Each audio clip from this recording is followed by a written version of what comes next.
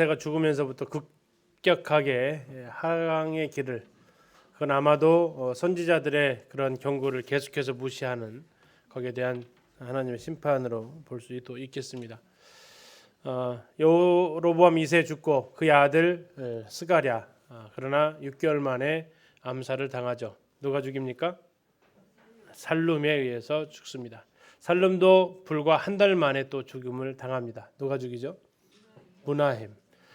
그렇게 해서 정복했던 므나헴은 또 이제 하나님께서 예언하셨던 대로 디글랏 빌레셀이 쳐들어오니까 은 1000달란트를 주공으로 바치면서 이렇게 또 하죠. 자, 그 다음에 이제 므나헴의 아들이었던 부가이아가 오지만 불과 2년 만에 또 암살이 일어나죠. 누구죠? 베가. 자, 베가가 의해서 또 하지만 빌레셀이 또 쳐들어오게 되고 이번에는 조공을 바치는 게 아니라 아람 왕 느신하고 손을 잡고 또 대적을 해보려고 합니다. 뭐 그들의 사전에 어디 하나에 하나님은 나와 있지 않습니다. 결국 남쪽의 아하스가 자기들의 생각대로 움직여주지 않았고 아하스가 아수르와 연계해서 이렇게 하니까 디글랏 아수르가 다시 군대를 동원해서 먼저 아람에 뭐 국경을 접하고 있기 때문에 아람 먼저 칠 수밖에 없죠. 아람에 다메섹을 공격하고 르신을 죽이게 되면서 아람 나라가 이제 지도상에서 사라지게 됩니다. 이제 남아 있는 나라는 북이스라엘이죠. 자, 그런 가운데서 여기에 대한 책임을 묻고 누가 또 암살합니까? 마지막 호세아가 다시 암살을 하면서 호세아가 이제 좀 하나님을 섬기는 예전보다 좀 나았는 것 같지만 뭐 여전히 흔히 말하는 도끼인 객진이죠. 그러면서 결국 또 하나님 의지하는 게 아니라 애굽을 의지하고 아수르한테 조공을 바치지 않다가 아수르가 다시 사마리아를 공격하게 되고 결국 왕이 먼저 포로로 잡히고 나라는 3년 만에 멸망을 하게 되면서 참 처참하게 그들은 같은 민족이 같은 가족이 같이 살 수 없는 그런 상황을 접하게 됩니다. 자, 그러면서 그 다음에 이제 아수르의 노림수의 대상이 누구겠습니까? 유다죠. 이제 바로 국경이 있으니까요. 자, 아수르 왕은 다시 유다를 향해서 공격을 해오게 되는 그 과정이 이제 18장에 전개가 되어집니다. 이건 뭐 자연스러운 전개입니다. 아람이 먼저 멸망하고 북이스라엘 멸망하고 이제 국경선이 아수르와 유다가 국경선을 접하게 되어지는 그런 상황이다. 다시 말하면 북이스라엘이 멸망할 때 3년간 견디잖아요. 그때 그것을 지켜봤던 사람이 히스기야가 지켜보는데요. 얼마나 가슴 졸였겠어요. 저 곧 멸망할 것 같은데 버티다가 결국 멸망했다는 소식 들었을 때 어땠을 것 같으세요? 다음 우리 차례인데 이런 생각이 안 들었겠냐라는 거죠. 아마도 초긴장 상태가 되어지지 않았어요. 워낙 강한 아수르, 강할 뿐만 아니라 잔인한 민족이었기 때문에 더 그랬을 겁니다. 자, 히스기야가 이스라엘의 마지막 왕 호세아 3년에 이 호세아 9년에 나라가 멸망하니까 히스기야가 왕으로 올라갔을 때 이 3년은 북이스라엘 멸망이 앞에 6년 후에 멸망한다는 얘기입니다. 722년에 멸망했으니까 716년에 왕위에 등극을 했다라는 거죠. 그가 등극한 나이는 25살이고 29년간 왕으로서 통치를 하는데 그에 대한 소개는 굉장히 오랜만에 들어보는 희소식이고 그의 아버지의 아하스에 비하니까 더 큰 희소식이죠. 앞에서 정말 깽판을 쳐놨기 때문에 뒤에서는 조금만 잘해도 잘하는 것처럼 보이는데 더 잘해버리니까 아주 잘한 것처럼 보이죠. 자, 그에 대한 평가가 어떻습니까? 3절입니다. 18장 3절에 히스기야가 그의 조상 다윗의 모든 행위와 같이 여호와께서 보시기에 정직하게 행했다. 자, 이건 그냥 잘했구나. 근데 이건 보편적으로 유다 왕들 중에서 꽤 있었어요. 근데 그 다음이 특이한 거죠. 4절이 뭐 했습니까? 그가 드디어 나왔습니다. 여러 산당들을 제거했다라는 겁니다. 자, 산당들을 제거했다. 자, 이 나라가 지금 잘 생각하셔야 돼요. 왜 이렇게까지 했는가를 잘 보셔야 돼요. 히스기야의 중심이 그래도 하나님한테 가 있었다라는 겁니다. 지금 나라가 아수르의 풍전등 앞에 와 있는 거예요. 자, 어떻게 하면 여기서 이겨낼 수 있을까? 그가 물론 늘 이런 상황은 아니었지만 그가 하나님 앞에 이제 아버지가 워낙 우상 숭배하고 이런 일들을 겪어왔기 때문에 거기에서 이제 더 돌아오는 과정이 있겠죠. 여러 산당들을 제거합니다. 못했던 일들이잖아요. 왜 못했겠습니까? 거기에 있는 지역에 있는 토호들의 반발이 많았기 때문에 못하는 것들이죠. 뭐 우리나라 대통령이라고 전라북도 정책을 마음대로 바꿉니까? 못하죠. 반발이 심하면 어려운 거죠. 뭐 동일합니다. 나중에 요시아라는 왕이 있지만 그가 굉장히 강한 정책을 종교 개혁 정책을 하지만요. 그건 예루살렘하고 그쪽 지역에서만 한계가 있었어요. 밑에까지는 파급이 안 됩니다.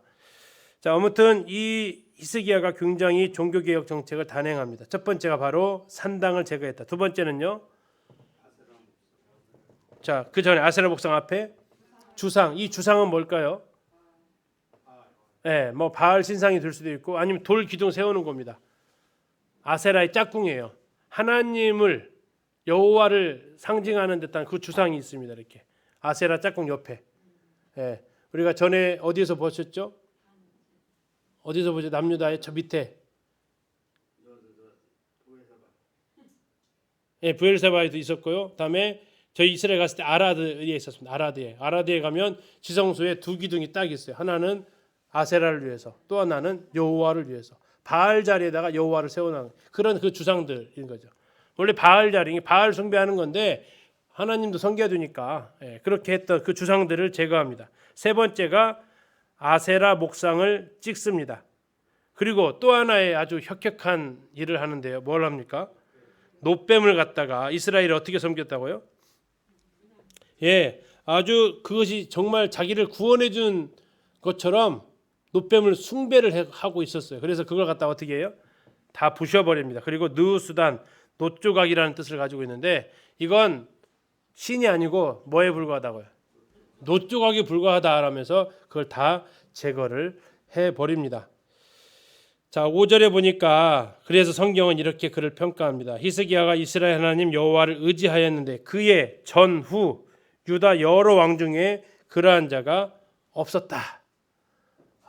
아주 그냥 통쾌한 이런 표현이죠. 6절은 뭐라고 합니까? 그가 여호와께 뭐 했다고요? 연합했다. 여호와께 연합했다라고 합니다. 여호와께 연합하여 여호와께서 떠나지 아니하고 여호와께서 모세에게 명령하신 계명을 지켰더라. 여호와께서 그와 함께 하심에 계속 나오는 단어가 여호와께서 이런 단어 계속 나오고 있죠. 결국 그가 여호와와 함께 하게 되었고 그가 어디로 가든지 하나님께서 형통하게 하셨다라고 합니다. 자, 그러면서 한 행동이 있습니다. 참 위험한 행동을 합니다. 국제 정세로 봐서는 뭘 합니까? 저가 아수르 왕을 배반하고 섬기지 않았다. 자기 아버지가 어떻게 했어요? 아버지가 제단까지 그려올 정도로 아주 친아수르 정책했잖아요. 그리고 조공을 바치면서 성실하게 섬겼던 왕 아닙니까? 그 왕이 무서워서 성전에 있는 김을 다 태워버리고 제단을까지도 한쪽으로 튀어나버린 그 정도로 했던 그가 이제 그의 아들이었던 히스기야가 아버지가 했던 모든 것들을 전부 다 되돌린 거잖아요. 그리고 이제 친아수르 정책이 아니라 반아수르 정책을 취한 겁니다. 근데 이때 아수르가 어디에 있다고요? 국경선에. 바로 국경선에. 바로 이제 담 넘으면 바로 있는 그 가운데서도 그가 아수르 왕을 배반했다라고 이야기를 하고 있습니다. 자, 이런 상황 가운데에서 블레셋을 공격해서 하나님께서 이기게 하시고 또 망대와 성을 건축하면서 이제 반아수르 정책만 취한 게 아니라 흔히 말하는 자주국방 태세를 확립해 나가는 것이 지금 8절에서 말하고 있는 겁니다. 이제 공격이 뭐 쳐들어올 건 당연하죠. 북이스라엘이 애굽 의지하다가 조공 안 바치니까 바로 공격 들어왔는데 이건 그거보다 좀 더한 정책을 쓴 거예요. 자, 그러면서 이제 이 나라를 지키기 위해서 애를 쓰는 겁니다. 자, 그러는 가운데 9절에서 드디어 자기가 나라 멸망하기 6년 전에 올라와 그 일을 했는데 6년이 지나니까 어떻게 돼요? 북이스라엘이 이제 3년째 되는 날 포위가 당했다라는 소식이 들리는 거고 3년 지나니까 나라가 망했다라는 소식이 들려오고 나라가 망하면서 어떤 일이 벌어졌느냐 포로들이 전부 다 다른 곳으로 잡혀가고 다른 나라 사람들이 와서 그곳에 와서 살던 일들이 그런 국제 정세 소식이 다 들려오고 있었다라는 거죠. 그래서 아까 읽으셨던 8장 12절이 결국 북이스라엘이 망했다라는 소식을 듣게 됩니다. 자, 이제 정말 북이스라엘이 사라져 버렸습니다. 히스기야 왕 몇 년에요? 7년째 되는 해에. 그래서 6년간은 포로로 잡혀갔다 왕이 또는 포위가 됐다. 드디어 망했다. 이런 소식을 들으면서 지금 쭉 개혁 정책을 해 나왔는데 드디어 그가 왕이 올라간 지 7년째 되는 해 그 나라가 이제 망했고 국경선을 마주대해야 되는 이런 상황 가운데 들어가게 됩니다. 자, 히스기야 왕 14년에 시간이 꽤 이제 흐른 거죠. 아수르 왕 사네립이 쳐들어오게 됩니다. 이 사네립은 아까 사르곤 2세 사마리아를 정복했던 그 왕의 아들입니다. 그가 와가지고 예루살렘을 놔두고 사마리아 북이스라엘을 점령했던 것과 동일하게 사마리아 놔두고 주변 도시부터 다 빼앗아 갔잖아요. 여기도 지금 같은 정책을 쓰는 겁니다. 왜요? 도로 오는 길들을 전부 다 차단을 딱 시키고 딱 고립을 시키는 작전을 쓰는 거죠. 그래서 예루살렘을 놔두고 성들을 하나씩 다 점령해 오는데요. 그에 쓴 기록에 보니까 무슨 기록이 있냐면 46개의 성읍을 취하고 포로 20만 명을 잡았다라고 기록되어져 있습니다. 그러면 예루살렘에 살고 있다고 생각을 한번 해보십시오. 계속해서 뉴스입니다. 이거 들려오는 거죠. 무슨 뉴스가 들려올 것 같으세요? 자, 어느 성읍이 함락되었다고 합니다. 이 몇 명이 포로가 잡혔다고 합니다. 자, 그 다음 날 뉴스입니다. 이번에는 또 어느 마을이 함락되었다고 합니다. 그 소식을 계속 듣고 있는 예루살렘 사람들 마음이 어떨 것 같으세요? 공포죠. 그죠? 안 그러겠습니까? 점점 이렇게 목을 조여오는 듯한 공포와 두려움에 휩싸일 수밖에 없는 겁니다. 자, 그러면서 그들에게 있어서 그래도 여기만은 이겨내겠지 했던 데가 어디냐면 라기스입니다. 최후의 보루. 우리나라 한양으로 비유한다면 수도로 하냐면 수원 같은 곳입니다. 그래도 여기만은 지켜주겠지 했던 마지막 의지하는 곳. 정조가 나중에 거기다가 이게 쌓잖아요. 그런 의미, 수도를 방어해 줄 수 있는 마지막 보루 같은 장소인 그 장소가 이스라엘에게 있어서 남유다에게서는 라기스 같은 곳이었다는 얘기죠. 그런데 라기스에 어떻게 됐다고요? 거기도 막 함락이 되어버린 겁니다. 자, 이제 히스기야 형제 자매들이 히스기야 왕이라면 어떻게 하시겠어요? 지금까지 무슨 정책을 썼다고요? 반아수르 정책 썼어요. 그리고 정말 국방도 강화해봤어요. 근데 강화했던 국방은 어떻게 돼요? 전부 다 패배했어요. 네. 하나님 섬기고 하나님 믿고 하나님 따르면 우상 다 척패하고 하나님 기뻐하신 대로 살면 다 될 것 같았다고요. 근데 지금 아수르가 아주 턱 밑까지 쫓아왔어요. 어떤 심정이 드시겠어요? 이렇게 말씀드리는 건데 히스기야 너무 막 뭐라고 하지 말라고요. 히스기야가 어떻게 합니까? 조공을 바칩니다. 아수르한테. 어떻게 뭘 바쳐요? 14절 보시면요. 예. 자, 14절입니다. 18장 14절. 유다의 왕 히스기야가 라기스로 사람을 보내어 아수르 왕에게 이르되 내가 뭐 했다고요? 뭐 범죄했죠? 반아수르 정책했잖아요. 내가 잘못했습니다. 비는 거죠. 나를 떠나 돌아가소서. 왕이 나에게 지우시는 것을 내가 당하리이다. 다시 말하면 조공 바치겠습니다라고 하는 겁니다. 아수르 왕이 뭘 가져오라고 합니까? 곧 은 300달란트와 금 30달란트를 가져오라고 합니다. 자, 아까 1달란트가 그냥 한 34kg 나간다고 생각하면 한 30kg만 잡아도 얼마예요? 네, 금은요? 근 1톤이에요. 금 1톤에 거의 은 10톤 가까운 분량을 가져오라는 겁니다. 그런데 어떻게 해요? 히스기야가요? 15절. 히스기야가 이에 여호와의 성전과 왕궁 곳간에 있는 은을 다 주었는데 모자라요. 16절. 또 그때 유다 왕 히스기야가 여호와의 성전 문에 금과 자기가 모든 기둥에 입힌 금을 어떻게 해서요? 벗겨서 주었다. 그러니까 금괴가 있는 게 아니고 없으니까 어떻게까지 했다고요? 싹싹 긁어가지고 그 무게 채우려고 그렇게 해서 지금 바친 거예요. 한번 잘 생각해. 히스기야가 지금 하나님 앞에 우상을 다 없애버리고 산당 제거하고 느우수단 만들고 잘했잖아요. 근데 왜 그에게 이러한 일이 벌어졌을까요? 그리고 그러한 상황에서 자기가 이것을 겪어야 하는 그는 얼마나 당황스러웠을까요? 잘못했으면 아하스 같으면 이해라도 가죠. 그죠? 근데 나름 정말 칭찬했잖아요. 하나님께서도 성경에서도. 그런데도 그에게 이러한 일들이 지금 닥쳐온다라는 거죠. 어떻게까지 성전에 있는 금까지 벗겨내야 되는 그 명령을 내려야만 했던 히스기야의 심정은 또 어떠했을까요? 한번 우리가 생각을 좀 해볼 필요가 있을 것 같습니다. 하나님 말씀을 따르면 우리가 보통 하나님 어떻게 반응하셔야 되죠? 네, 이게 우리가 생각하고 있는 하나님의 시스템화된 하나님 모습이죠. 내가 어떻게 했는데요? 하나님 내가 뭘 잘못했는데요? 이렇게 하세요. 이게 보통 우리가 생각하고 있는 하나님 디자인한 하나님의 모습이죠. 그걸 제일 잘 보여주는 인물이 욥이었고요. 내가 잘못한 게 없는데 왜 이런 일이 닥칩니까? 이것은 내가 생각한 하나님의 모습이 아니라는 거잖아요. 내가 이 정도 했으면 하나님은 나한테 그렇게 하시면 안 된다라는 것이 우리가 보편적으로 생각하는 하나님의 모습이죠. 근데 그 앞에서 히스기야는 지금 어쩌면 철저하게 지금 무너진 상황이 아닌가 하는 겁니다.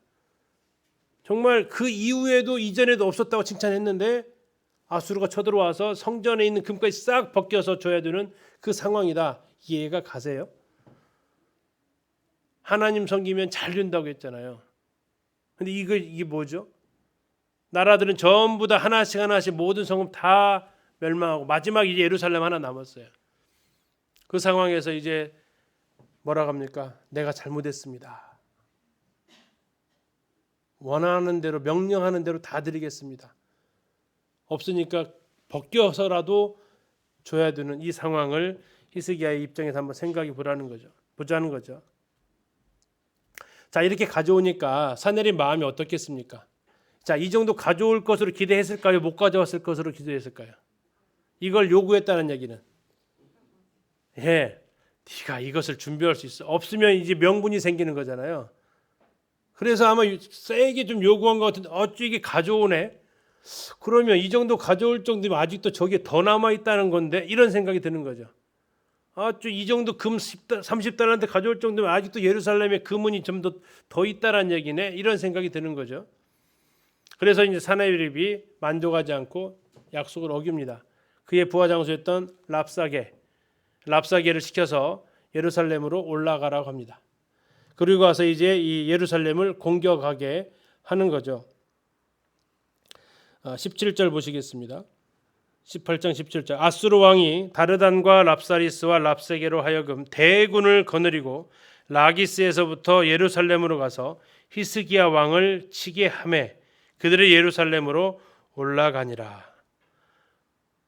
자, 이 군대가 올라간다는 소식이 전해졌겠죠, 예루살렘에. 자, 그러면 지금까지 그 다 긁어다 바친 금, 은은 뭐고? 그러면 민심은 어땠을 것 같으세요? 굉장히 흉흉했을 겁니다. 대신들, 왕들 전부 다 흔히 말하는 정말 이제 흔히 말하는 멘붕이 온 거죠. 어떻게 될지를 모르는 그 상황이 그들에게 일어난 겁니다. 자, 그러면서 이제 랍사게가 예루살렘에 도착을 합니다.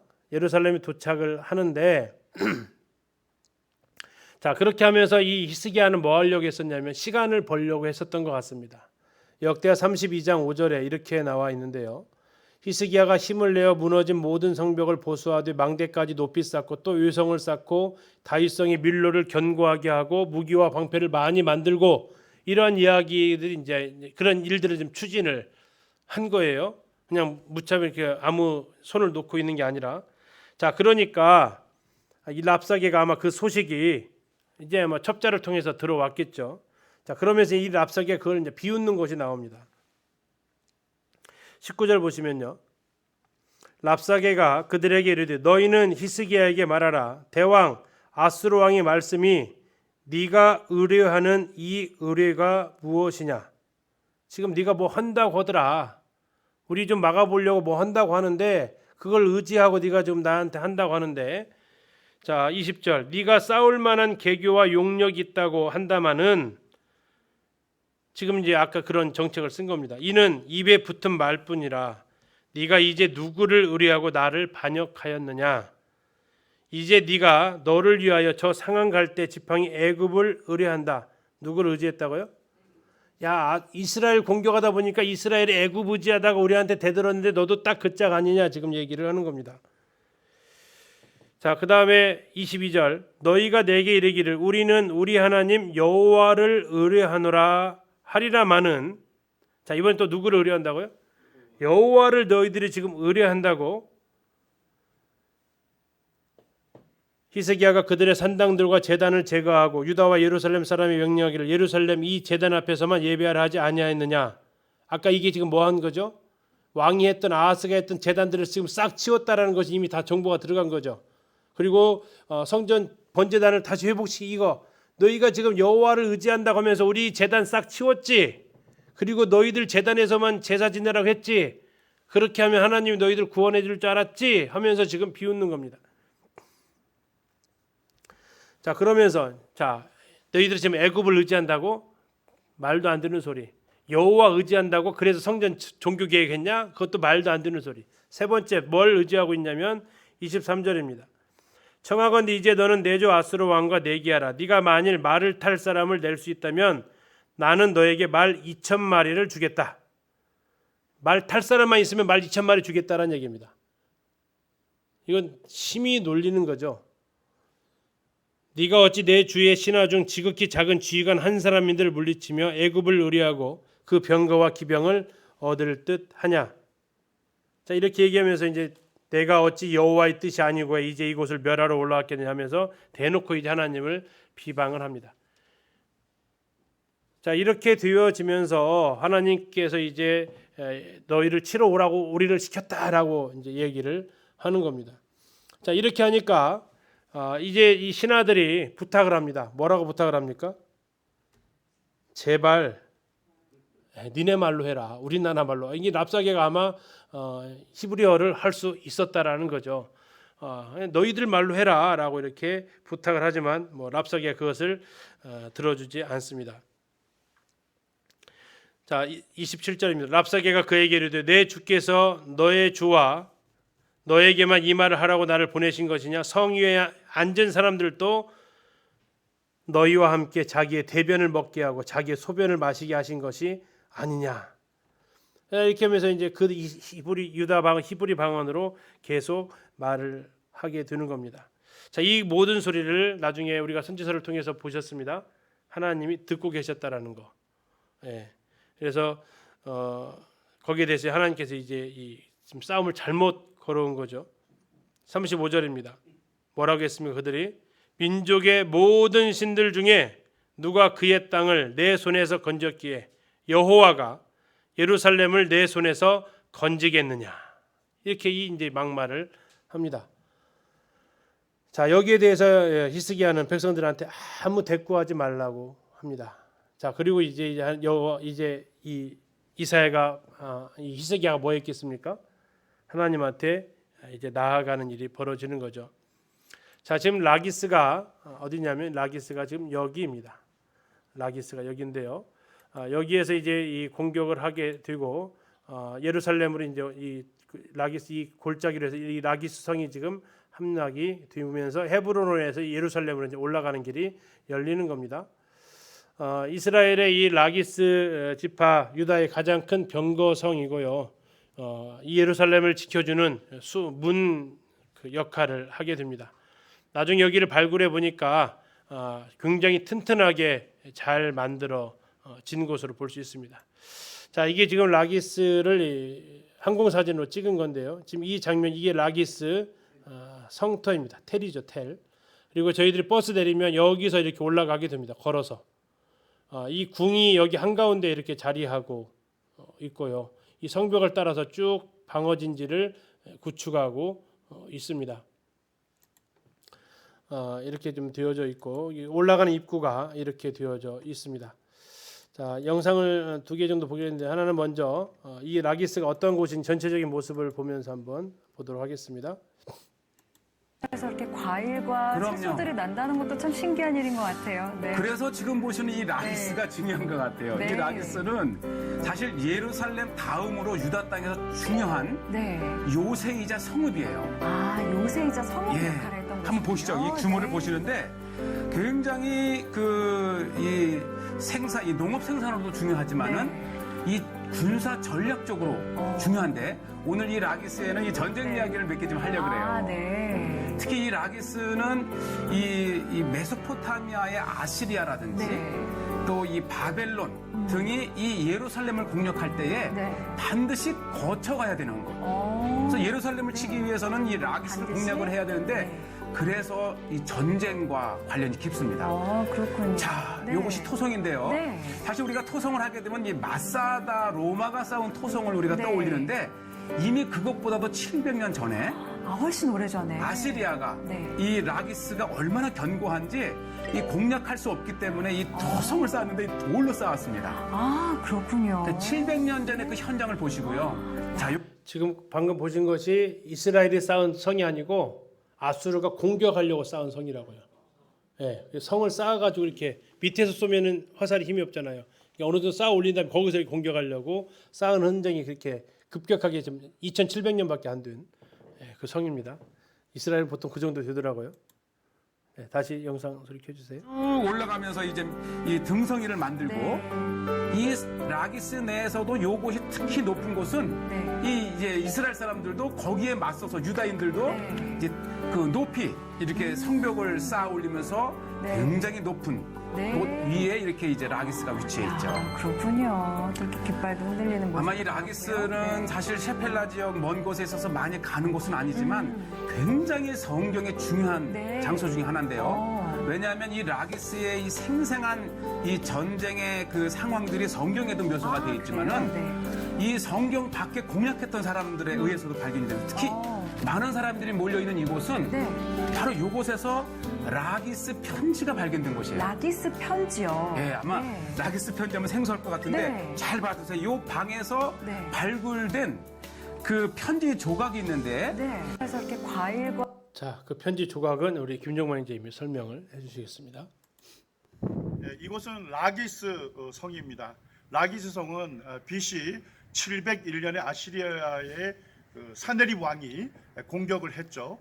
그래서 이 성벽이 삼중 성벽입니다. 매우 튼튼한 성이었기 때문에 이것을 정복하기 위해서 저쪽에 보시면 토성을 쌓았습니다. 저게 이제 아시리아 군대들이 토성을 쌓아가지고 이곳을 점령을 했죠.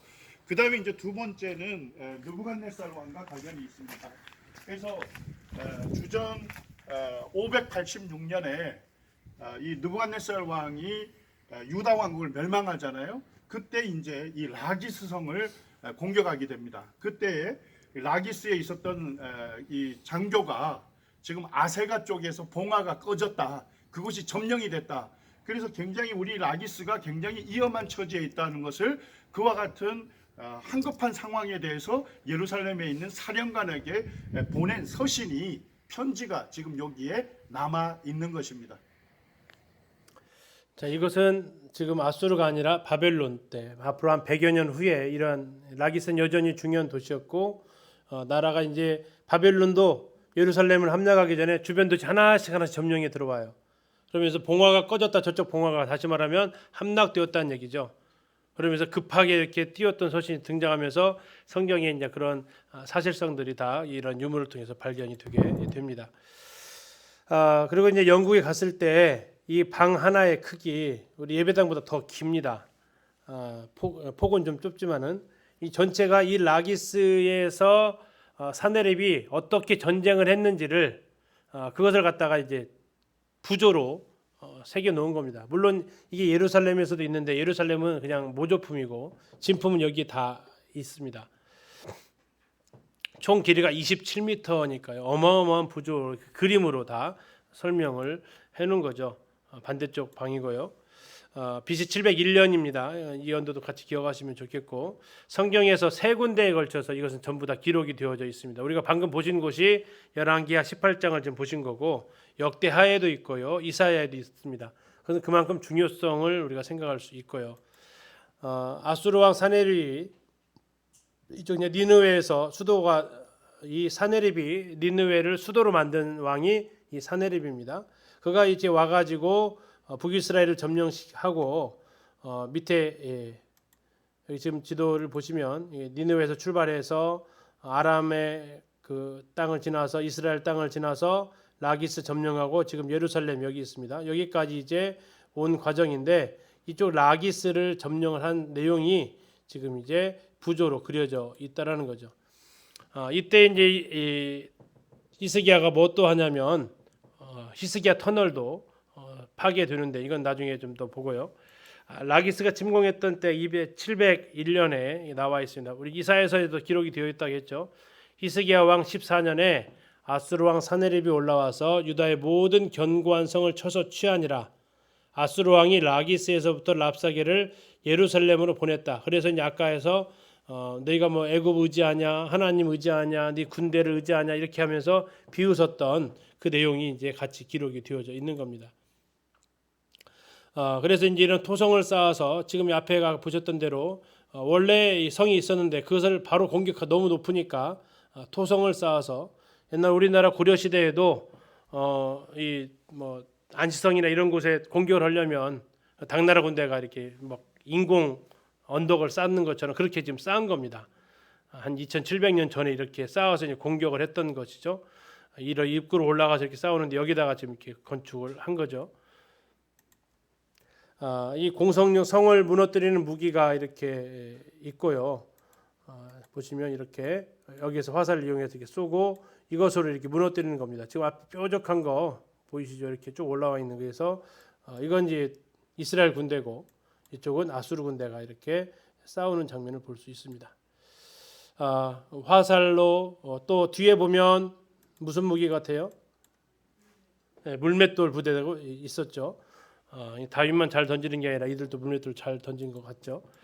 자, 이렇게 또 앞에 또 화살도 하고 또 가서 봤더니 당시 사용되었던 물맷돌입니다. 네, 상당히 커요. 아기들의 주먹만 한 이 돌을 가지고 투석전을 한 거죠. 그러니까 이걸 맞으면 뭐 이제 가는 거죠. 또 지난번 보여줬던 대로 잔인하게 꼬챙이 끼워서 사람들을 죽여서 성 안에 있는 사람들을 겁을 주는 이런 일들도 그들이 했고요. 사네립 왕입니다. 이게 다음에 라기스에 패해가지고 포로가 된 사람들을 이렇게 되어져 있습니다. 그리고 여기에 이제 글씨가 쓰여져 있는데 위대한 왕 사네립은 보좌에 앉아 계신 채 전리품들이 자신의 앞에 지나가는 것을 보고 계셨다 이렇게 되어져 있습니다.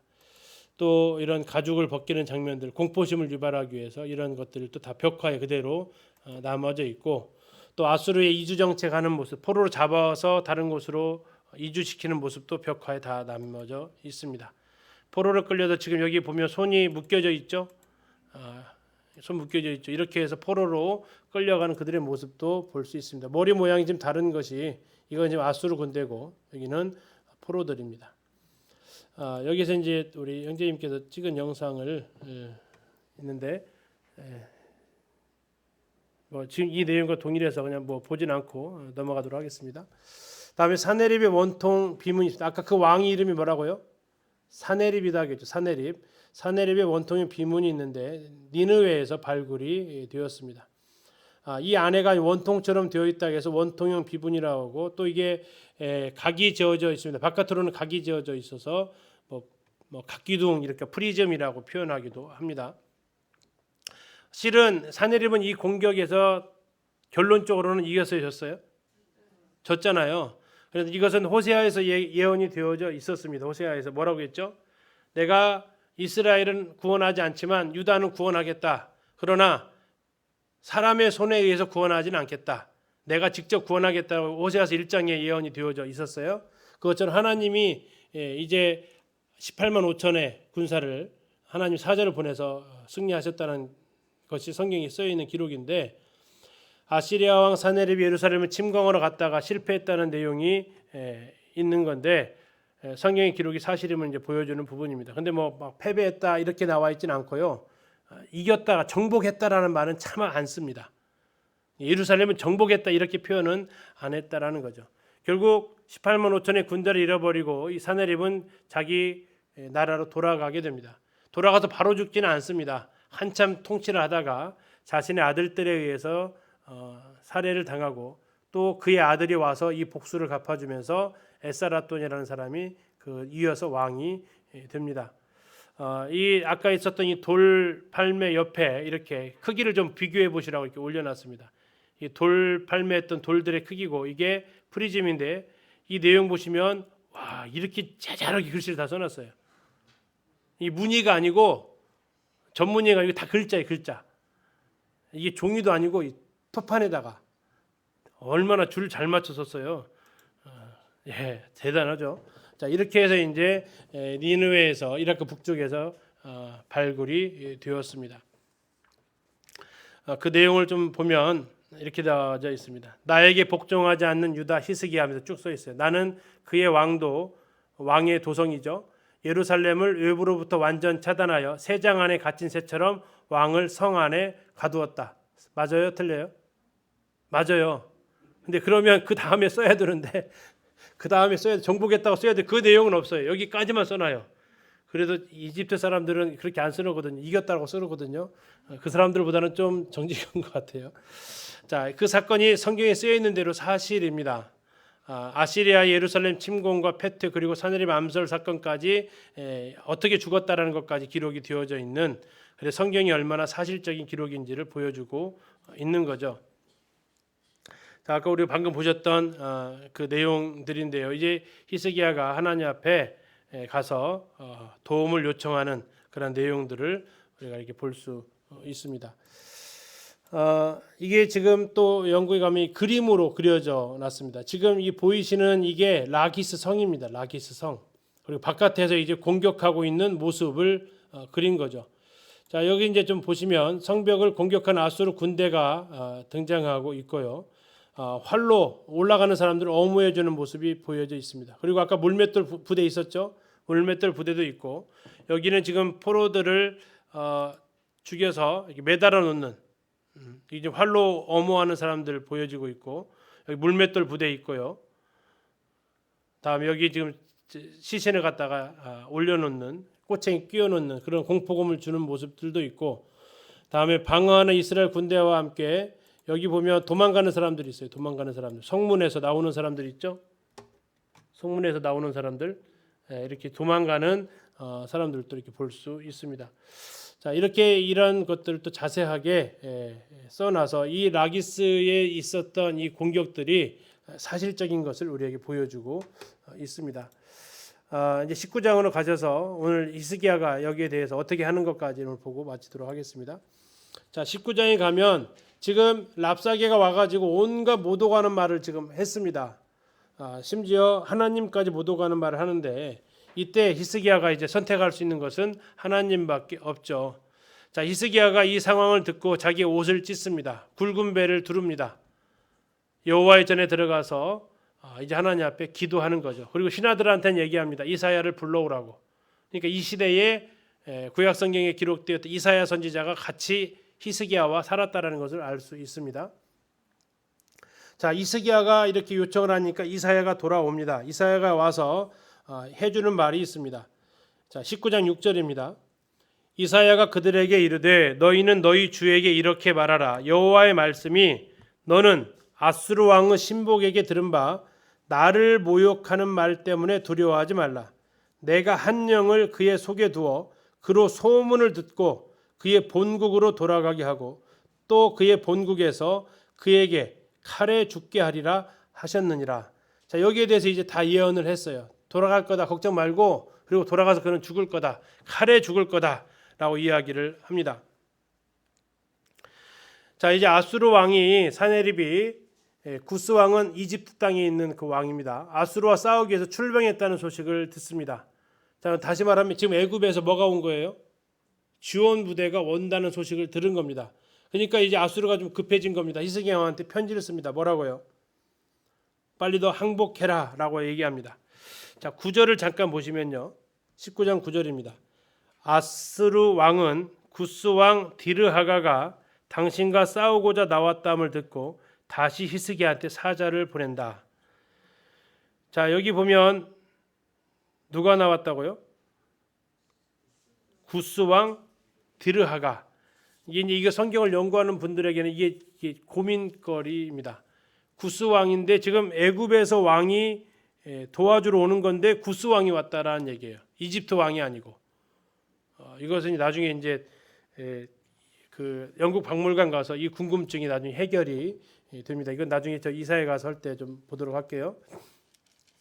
자, 그래서 히스기야가 이 사네립이 보낸 편지를 듣고 다시 하나님 앞에 기도를 하게 됩니다. 뭐 해달라고 기도했을까요? 살려달라고 기도를 하는 거죠. 16절 보시겠습니다. 19장 16절. 여호와여 귀를 기울여 들으소서. 여호와여 눈을 떠서 보시옵소서. 사네립이 살아계신 하나님을 비방하러 보낸 말을 들으시옵소서. 자, 그 편지를 이 사네립이 가져온 편지를 하나님한테 그대로 펴 보인 거예요. 다시 말하면 하나님 보고 뭐 하라고 한 거예요? 하나님 읽어보세요 한 거예요. 지금 사네립이 이렇게 썼어요. 하나님 읽어보세요. 지금 얘기를 한 겁니다. 눈을 떠서 보시옵소서 지금 얘기를 한 거예요. 하나님 제발 좀 살려달라고 지금 이야기를 하는 거죠. 19절입니다. 우리 하나님 여호와여 원하건대 이제 우리를 그의 손에서 구원하옵소서. 그리하시면 천하만국이 주 여호와가 홀로 하나님이신 줄 알리이다. 자, 이 말씀을 잘 기억하셔야 되는데 나중에 히스기야가 교만을 떠는데요. 자기가 한 말을 까먹어요. 바벨론이 와서 축하 사절단을 보내요. 그런데 마치 자기가 승리한 것처럼 아주 생색을 내기 시작해요.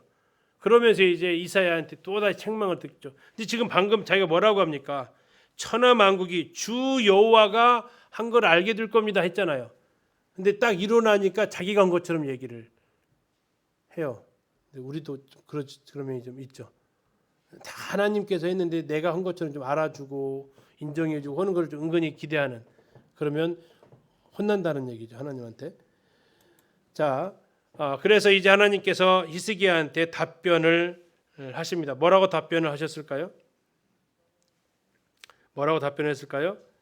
자, 20절입니다. 아모스의 아들 이사야가 히스기야에게 보내 이르되 이스라엘 하나님 여호와의 말씀이 네가 아수르 왕 사네립 때문에 내게 기도하는 것을, 그 다음에 뭐라고요?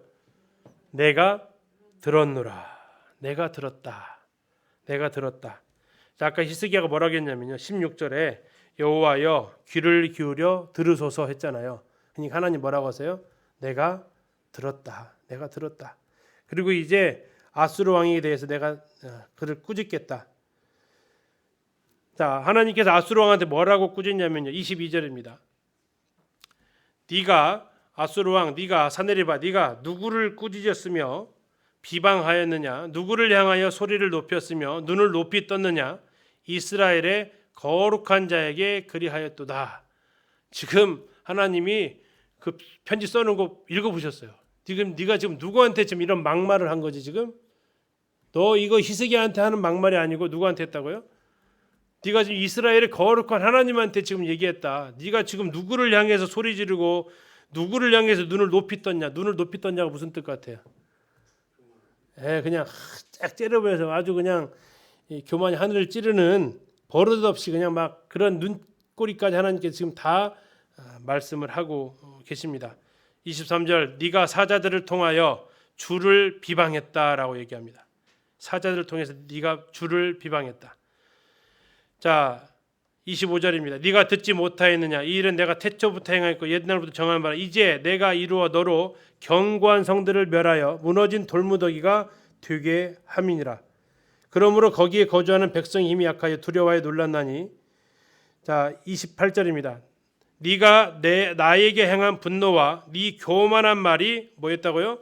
내 귀에 들렸도다. 그러므로 내가 갈고리를 네 코에 꿰고 재갈을 내 입에 물려서 너를 오던 길로 끌어 돌이키리라 하였나이다. 하나님께서 싸우시겠다고 지금 선언을 하셨습니다. 하나님께서 이스라엘을 구원하시고 아수르를 심판하시겠다고 지금 선언을 하셨습니다. 34절입니다. 내가 나와 나의 종 다윗을 위하여 이 성을 보호하여 구원하리라 하셨나이다. 하나님 구원하시겠다고 하십니다. 자, 그렇게 해서 이제 밤에 여호와의 사자가 35절에 여호와의 사자가 나와서 아수르 진영에서 군사 18만 5천 명을 쳤고 아침에 일찍이 일어나 보니 뭐가 됐다고요? 송장이 됐다. 송장이 됐다. 허무하죠. 뭐 싸움이 이렇게 끝나요, 그렇죠? 뭐 요세푸스는 흑사병이 돌았다, 뭔 얘기를 이렇게 하는데, 아무튼 하나님께서 몇 명 보냈다고요? 천사 하나를 보냈다고. 천사 하나 보내서 18만 5천을 쳤다라고 얘기하고 있습니다. 자, 아까 이 히스기야가 막 성벽 같은 거 쌓았잖아요. 지금 그것이 이스라엘 예루살렘 가면 이렇게 나눠져 있어요. 이게 지금 히스기야가 쌓았던 몇 년 됐을까요? 2700년 된 성벽이 지금도 이렇게 있습니다. 되게 높이 한 8m까지 쌓아서 이렇게 올렸어요. 이게 지금 막 금 벗겨주고 은 벗겨주면서 나름대로 지금 쳐들어올 걸 대비해가지고 해볼 때까지 해본 거죠. 나중에 이제 다음 시간에 볼 히스기야 수로도 다 뚫고 하면서 하여튼 전쟁이 장기전에 대비를 한다고 했는데 열심히 애는 썼는데 하나님이 호세아한테 했던 말만 들었어도 이런 생고생은 안 했겠죠. 네 손으로 안 하고 내 손으로 하겠다라고 했던 그것이 이제 아무튼 이루어지는 장면이 지금 35절에 나와 있는 그 장면이 되겠습니다. 그래서 결국 사내립은 대패를 하고 자기 고국으로 돌아가게 됩니다. 자, 오늘 여기까지 이렇게 좀 마무리하면서 북이스라엘이 끝까지 하나님 의지하지 않았고 애굽에다가 손을 뻗치고 그러다가 결국 망했지만 히스기야를 통해서 그가 참 보면서 당황스러웠겠다 해요. 그렇게 종교교육 했는데 아수르가 그렇게 와가지고 철저하게 짓밟혔을 때 그러나 최종적으로 하나님께서 그를 의지했을 때 승리하게 하시는 모습을 또 보면서 우리가 막 기복적인 신앙으로 우리가 빠지지 않고 우리가 하나님께서 말씀하신 대로 가다 보면 결국 하나님께서 승리하실 것을 또 경험할 수 있겠습니다. 하나님 기도해 주시고 어떤 시간 마치도록 하겠습니다.